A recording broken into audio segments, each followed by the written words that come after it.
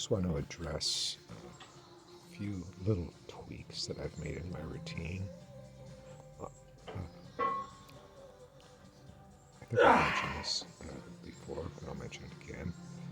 On my deadlifts, I'm really allowing myself to find the natural form, which for me is kind of like my hips kind of thing. My back and are stronger in this position than pushing off heavily with my quads, as well as normal in a sumo style deadlift. But as I previously mentioned, my deadlift style is much more similar to a conventional deadlift. I just happen to have my hands inside my shoulders because I have narrow shoulders and long legs, and so it just gets crowded in there if I do it conventionally, or I have to spread my hands out too wide. Also, the way I do my deadlifts, I think, is a little bit different. For one thing, all my other exercises, I emphasize the negative a lot more, which deadlifts I don't. I just do kind of controlled drop, more of a powerlifting style deadlift, but always lifting from a dead stop. I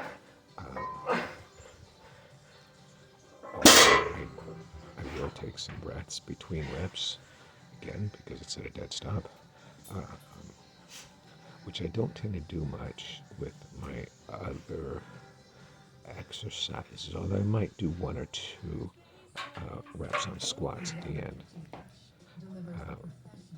But here, I've got my overhead presses here as well as my chin-ups. With my overhead presses, of course, one of the main things that I did is I started doing it just seated instead of standing. And part of that is just to make sure that I've got more control and that I'm not arching my back or anything like that. And then the other thing that I'm doing is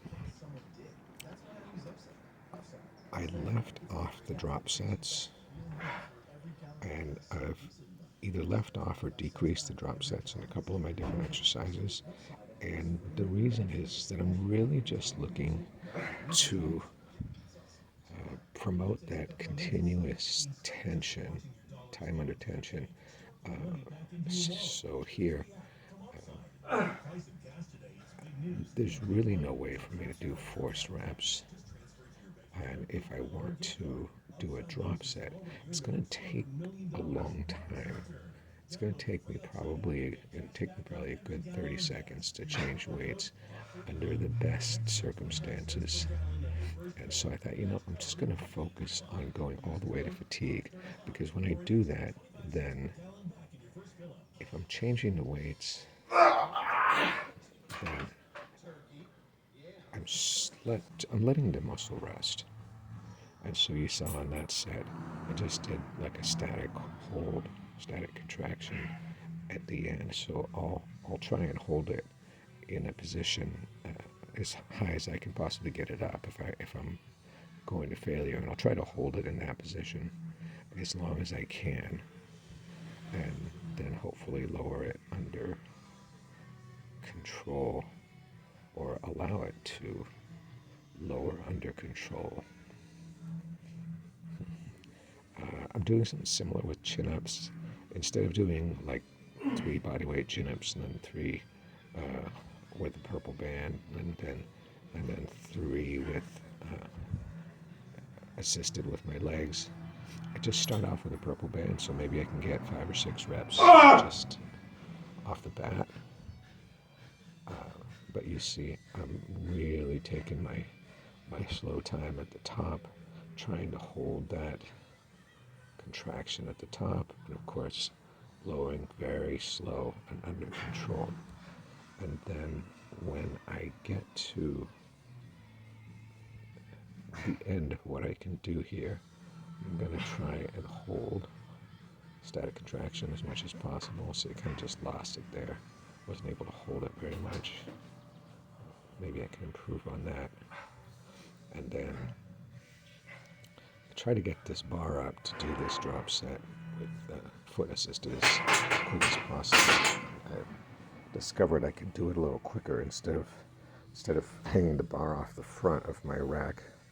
I had it kind of sitting there on the spotting pins, and then bring it up onto the J hooks that are positioned on the inside of my squat rack.